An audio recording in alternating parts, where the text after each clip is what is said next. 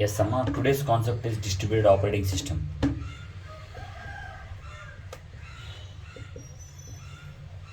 Distributed operating system.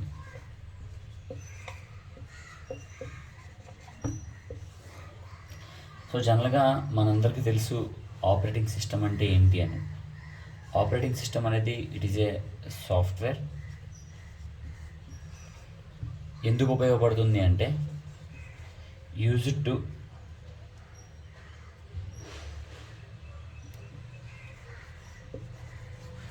To be between user and hardware. ఇప్పుడు చూడండి, మనం ఒక సాంగ్ ప్లే చేస్తాం. అదొక సాంగ్ అనేది ఒక సాఫ్ట్వేర్ సంబంధించింది, కానీ అది సౌండ్ బాక్స్లోంచి బయటకు వస్తుంది. సో యాక్చువల్గా ఈ సాంగ్ని మనం ముట్టుకోలేము, సౌండ్ బాక్స్ని మనం ముట్టుకోగలం. సో దీన్ని హార్డ్వేర్ అని అంటారు. కానీ ఈ సాంగ్ అనే సాఫ్ట్వేరు మనకి బయటికి వినపడుతుంది.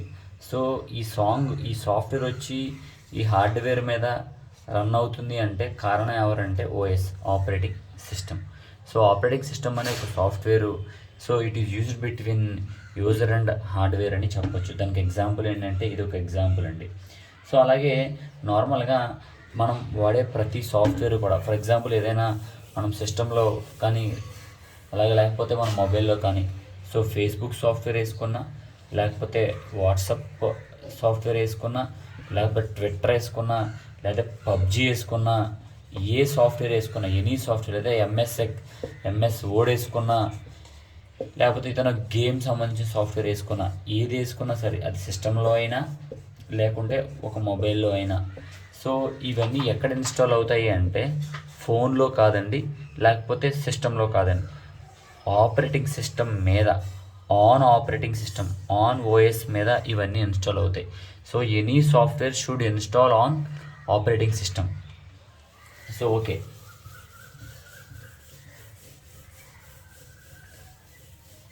అలాగే మనకి ప్రతి ఆపరేటింగ్ సిస్టమ్ ఏం చేస్తుంది అంటే OS provides interface to users.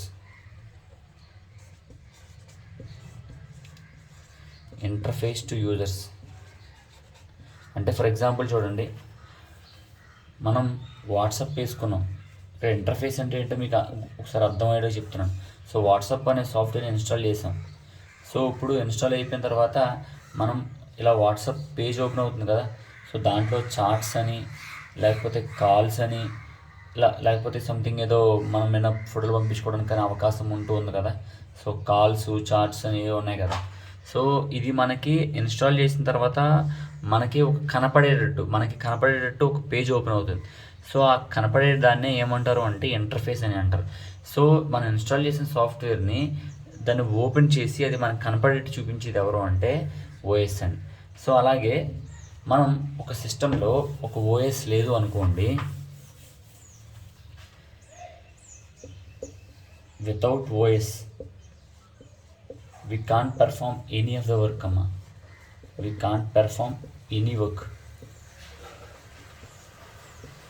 OS లేకుండా మనం ఏ పని చేయలేం.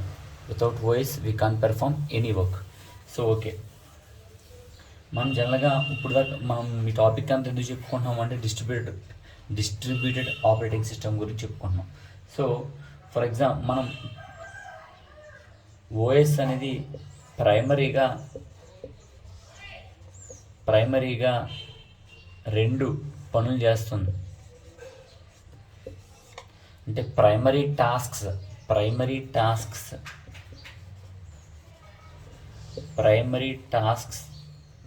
ఆఫ్ అన్ ఓఎస్ అనుకోండి. సో ఒక రెండు పనులు ఉన్నాయి. ఆ రెండు పనులు ఆపరేటింగ్ సిస్టమ్ చేయగలుగుతుంది. సో ఏంటి ఆ పని ఏంటంటే, ఫస్ట్ ఏంటంటే OS operating system will manage hardware sum according to hardwares, H for hard, W for wares, according to user program. So చూడండి, నార్మల్గా ఇలా ఒక అబ్బాయి కంప్యూటర్ ముందు కూర్చుని ఉన్నాడండి. సో ఈ అబ్బాయి సాంగ్స్ వింటున్నాడు. సో ఆటోమేటిక్గా సాంగ్స్ ఈ సిస్టమ్ నుంచి బయటకు వస్తుంది అంటే సౌండ్ బాక్సులు యాక్టివేట్ అవ్వాలి. సో ఇది ఒక హార్డ్వేరే కదా. చూడండి, OS will manage hardwares according to the user program. అంటే ఏంటంటే, సో ఈ అబ్బాయి సాంగ్ని ప్లే చేస్తే అది బయటకు వచ్చి వినపడాలి. ఎందులో వినపడాలి? సౌండ్ బాక్స్లో. సో దాన్ని ఏమంటారు? హార్డ్వేర్ని అంటారు. సో అలాగే సేమ్ వే ఇంకొక రకంగా ఏం చెప్పాలి, ఇంకొక రకంగా కూడా మనం చెప్పొచ్చు. సో ఏం చెప్పొచ్చు అంటే, సో ఫర్ ఎగ్జాంపుల్ మళ్ళీ ఇదే అబ్బాయి సంథింగ్ ఏదో మనకి ఏదో డ్రా చేస్తున్నాడు, అంటే బొమ్మలు వేస్తున్నాడు. అది ఎక్కడ కనపడాలి? ఇక్కడ కనపడాలి. సో అంటే ఇక్కడ స్క్రీన్ అనే హార్డ్వేరు మనకు సపోర్ట్ చేస్తుంది, ఇక్కడ సౌండ్ బాక్స్ అనే హార్డ్వేరు మనకు సపోర్ట్ చేస్తుంది. సో ఓఎస్ ఏం చేయాలంటే యూజర్ ప్రోగ్రామ్ తగ్గట్టు, యూజర్ పని తగ్గట్టు ఒక్కొక్క హార్డ్వేర్ని మేనేజ్ చేస్తూ ఉండాలి. సో అది ఎవరు చేస్తారో అంటే ఓన్లీ ఆపరేటింగ్ సిస్టమ్ చేస్తూ ఉంటుంది. సో ఇదొక పాయింట్ అండి.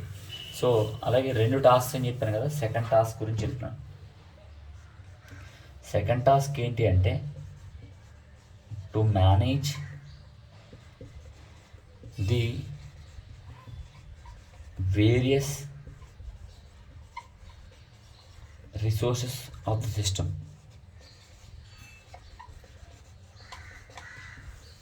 To manage the various resources of the system. So for example ఏంటంటే granting resource according to request. Suppose చూడండి, ఫర్ ఎగ్జాంపుల్ ఇద్దరు వ్యక్తులు కూర్చున్నారండి. ఇలా ఇంకొక సిస్టమ్ ఉంది, ఆ సిస్టమ్ దగ్గర కూడా ఇంకొకరు ఎవరో కూర్చున్నారు. సో వీళ్ళిద్దరూ కూడా ఏదో ఒక ప్రింటర్ని ఉపయోగించుకోవాలనుకుంటున్నారు. ఒకటే ప్రింటర్ అండి, 2 సిస్టంలో 1, 2, బట్ ఒకే ప్రింటర్. సో ఒక ప్రింటర్నే వాడుకోవాలనుకుంటున్నారు. సో చూడండి, ఇక్కడ రిసోర్స్ అంటే ఏంటి అంటే ఇక్కడ టు మేనేజ్ వేరియస్ రిసోర్స్. అంటే ఫర్ ఎగ్జాంపుల్ ప్రింటర్ అనే ఒక రిసోర్సెస్, స్కానర్ అనే ఒక రిసోర్స్. సో ఇలా రకరకాల రిసోర్స్ ఉంటూ ఉంటాయి. సో అంటే ప్రింటర్ ఒక రిసోర్సు, లేకపోతే సౌండ్ బాక్స్ ఒక రిసోర్సు. ఇలా ఫర్ ఎగ్జాంపుల్ ఈ 2 సిస్టమ్లు కలిసి మన ఇంట్లో సౌండ్ బాక్స్ ఉన్నాయి, ఒకటే సౌండ్ బాక్స్ ఉంది, దాన్ని ఉపయోగించుకోవాలనుకోండి. సో అసలు ఆపరేటింగ్ సిస్టమ్ ఏం చేస్తుంది అంటే మేనేజ్ చేస్తుంది. ఎలా మేనేజ్ చేస్తుంది అంటే వీళ్ళిద్దరూ ఒకేసారి ప్రింట్ ఇచ్చేసారు అనుకుంటాం మనం, కానీ కొంత మిల్లీ సెకండ్స్ గ్యాప్ ఉంటుందండి. ఆ గ్యాప్ ప్రకారం ఎవరు ఫస్ట్ ఇచ్చారో వాళ్ళ ప్రయారిటీ తీసుకుని వాళ్ళ పేపర్ ప్రింట్ అవుతుంది. సో అలాగే వీళ్ళిద్దరూ కలిపి ఒకేసారి మనకి సాంగ్ ప్లే అవ్వాలని ఇచ్చారు. సో ప్రయారిటీ ప్రకారం తక్కువ సమయంలో, అంటే మిల్లీ సెకండ్స్ గ్యాప్లో అయినా ఖచ్చితంగా వీళ్ళిద్దరికి కొంచెం గ్యాప్ ఉంటుంది. ఆ గ్యాప్ని ఆపరేటింగ్ సిస్టమ్ పట్టుకుని ఎవరైతే ఫస్ట్ ఇచ్చారో వాళ్ళకి మాత్రమే సాంగ్ ప్లే అయ్యేటట్టు చేస్తుంది.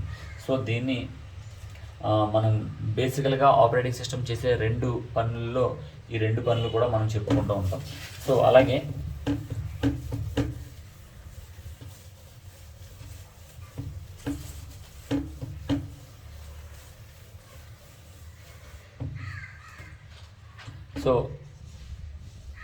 ఓఎస్ అంటే operating system commonly used for distributed computing system.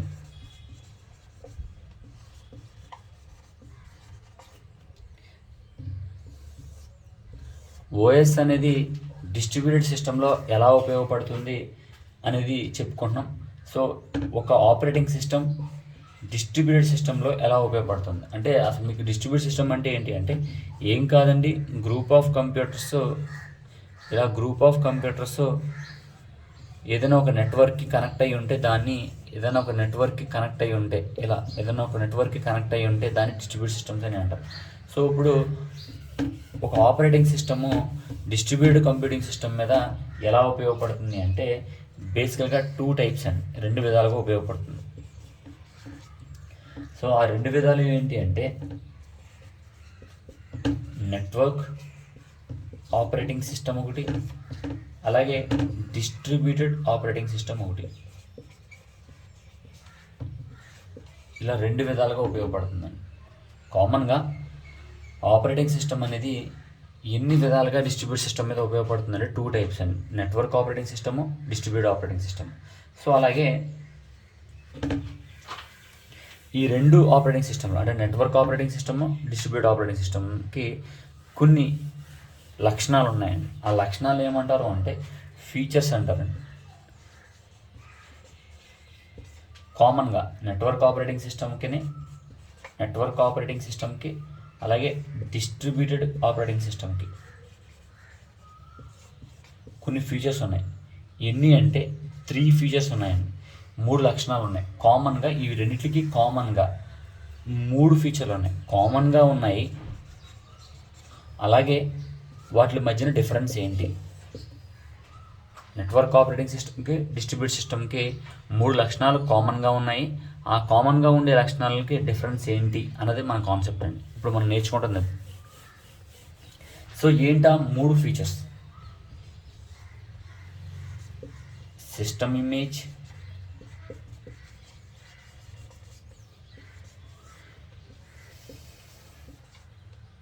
autonomy, fault tolerance,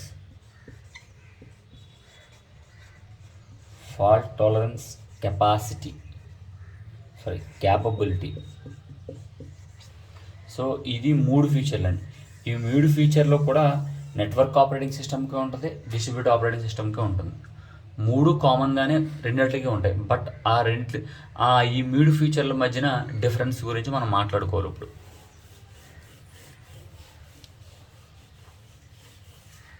so system image,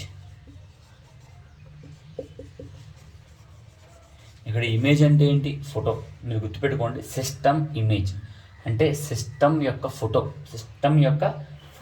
so ఇప్పుడు నెట్వర్క్ ఆపరేటింగ్ సిస్టంలో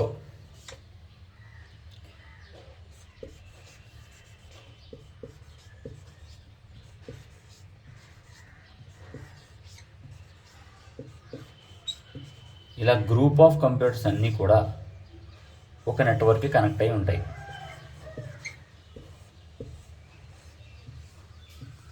సో దీనికి ఓన్ మెమరీ ఉంటుంది, దీనికి ఓన్ మెమరీ ఉంటుంది, దీనికి ఓన్ మెమరీ ఉంటుంది, దీనికి ఓన్ మెమరీ ఉంటుంది, దీనికి ఓన్ మెమరీ అంటే ఓన్ ప్రాసెసర్ ఉంటుంది. సో ఓన్ హార్డ్ డిస్క్ కూడా ఉంటుంది. ఇవన్నీ ఒక నెట్వర్క్కి కనెక్ట్ అయి ఉన్నాయి. సో ఇప్పుడు ఏంటి అంటే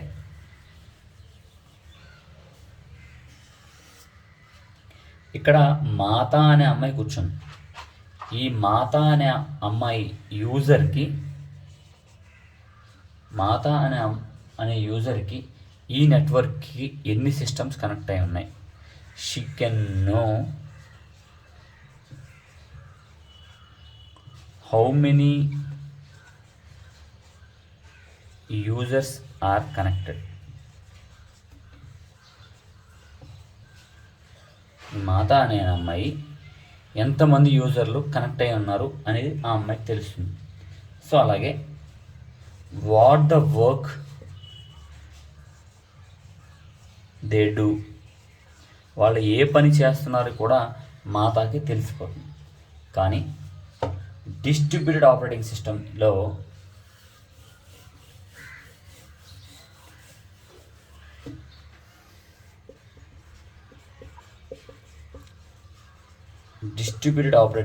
గురించి మాట్లాడుకుంటున్నాం ఇప్పుడు మనం.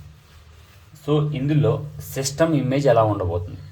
ఇందాకేమో మాతాకి అన్ని సిస్టంలో కనపడుతున్నాయి, దేంట్లోనూ నెట్వర్క్ ఆపరేటింగ్ సిస్టంలోను. బట్ డిస్ట్రిబ్యూటెడ్ ఆపరేటింగ్ సిస్టమ్ అంటే ఏంటి అంటే ఇదొక సిస్టమ్ నానా, ఇదొక సిస్టమ్ నానా, ఇదొక సిస్టమ్ నానా, ఇదొక సిస్టమ్ నానా, ఇవన్నీ కూడా ఒకే నెట్వర్క్కి కనెక్ట్ అయి ఉంటారు. అలాగే ఈ నెట్వర్క్కి పూల్ ప్రాసెసర్స్ అని చెప్పాను కదా, కూడా కనెక్ట్ అయి ఉంటాయి. అంటే ఇక్కడ ఇవన్నీ ప్రాసెసర్లు అవుతాయి. మీరు గమనించండి, ఇవి డమ్మీలు. దీనికి ఒక ఓఎస్ ఉండదు, దీనికి ఒక ప్రాసెసర్ ఉండదు, దీనికి ఒక ఓన్ మెమరీ ఉండదు.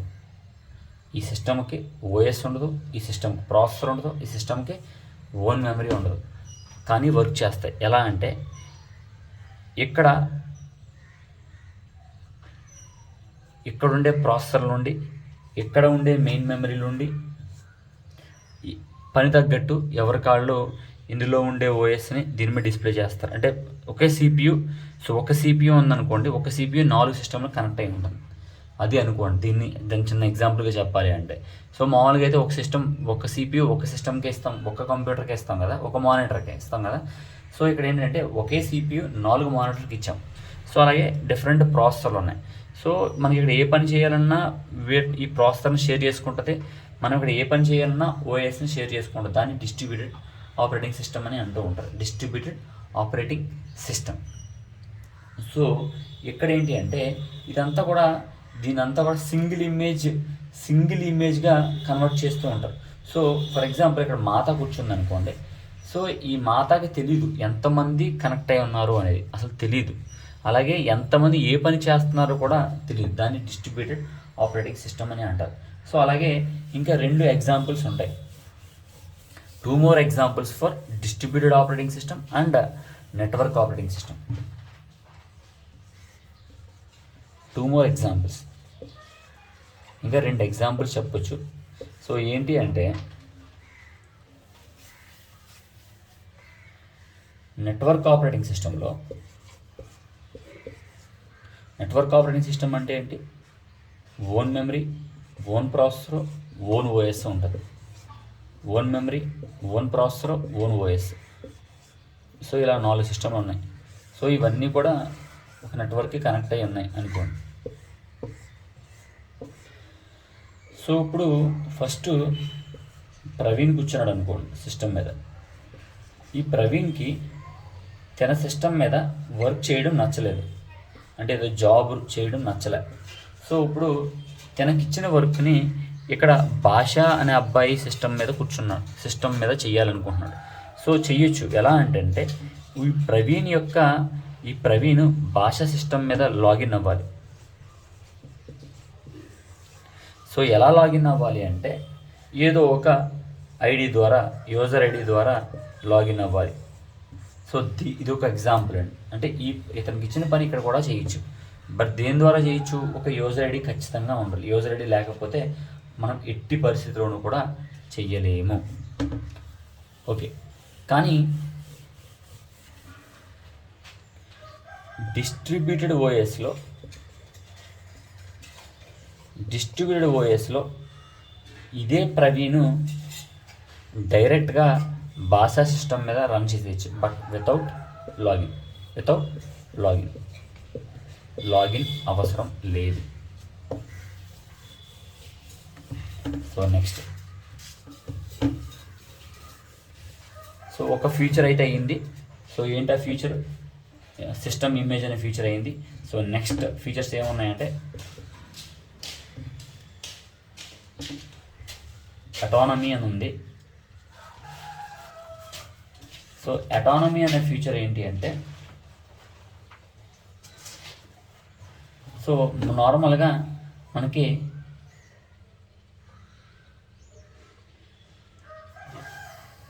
నెట్వర్క్ ఆపరేటింగ్ సిస్టంలో ప్రతి సిస్టమ్కి ఓన్ ఓఎస్ ఉంటుంది. ప్రతి సిస్టమ్కి own OS, own processor, own memory ఉంటుంది. సో మొత్తం ఇక్కడ ఓన్ ఓఎస్ అంటే సెంట్రలైజ్డ్ అంటే ఏంటంటే ఈ ఓఎస్ దీనికి మాత్రమే సంబంధం. డిస్ట్రిబ్యూటెడ్ అంటే ఏంటి? ఆ ఆపరేటింగ్ సిస్టమ్ 10 కంప్యూటర్లకి డిస్ట్రిబ్యూట్ అవుతుంది అని. సో సెంట్రలైజ్డ్ అంటే ఏంటి? ఈ ఓఎస్ కేవలం దీనికి మాత్రమే పరిమితం ఉంది. సో ఇప్పుడు నెట్వర్క్ ఆపరేటింగ్ సిస్టంలో ప్రతి జాబు కూడా, ప్రతి పని కూడా, ప్రతి ఓఎస్, ఎవ్రీ ఓఎస్ ఎందుకంటే ప్రతి సిస్టమ్కి ఓఎస్ ఉంటుంది, ప్రతి సిస్టమ్కి ఓఎస్ ఉంటుంది కనుక ఈ ఆపరేటింగ్ సిస్టమే ఈ జాబ్ అన్నీ కూడా పర్ఫామ్ చేస్తూ ఉంటుంది. అంటే ప్రతి సిస్టంలో ఉండే ఆపరేటింగ్ సిస్టమే ప్రతి సిస్టంలో ఉండే పని చేస్తూ ఉంటుంది. సో దాన్ని అటానమీ అంటూ ఉంటారు. సో ఫాల్ట్ నెక్స్ట్ వచ్చే ఫీచర్ ఏంటి అంటే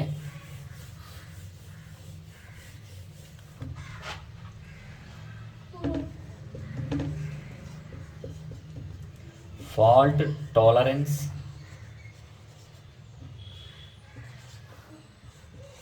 క్యాపబిలిటీ అంటూ ఉంటారు. Fault tolerance capability. So fault tolerance capability అంటే ఏంటంటే నెట్వర్క్ ఆపరేటింగ్ సిస్టంలో అంటే ఇలా నెట్వర్క్ ఉంటుంది, ఆ నెట్వర్క్కి సిస్టమ్స్ కనెక్ట్ అయి ఉంటాయని చెప్తున్నాను.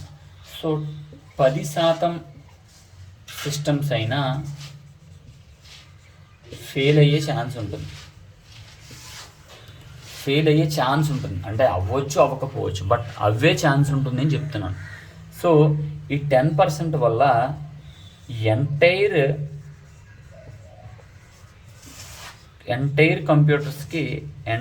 కంప్యూటర్స్ మీద ఎఫెక్ట్ పడే అవకాశం ఉంటుంది. దేంట్లోనండి? Network operating system. సో అదే డిస్ట్రిబ్యూటెడ్ ఆపరేటింగ్ సిస్టమ్ మీద అయితే D for distributed, O for operating system. అదే డిస్ట్రిబ్యూటెడ్ ఆపరేటింగ్ సిస్టంలో అయితే 10 యూజర్స్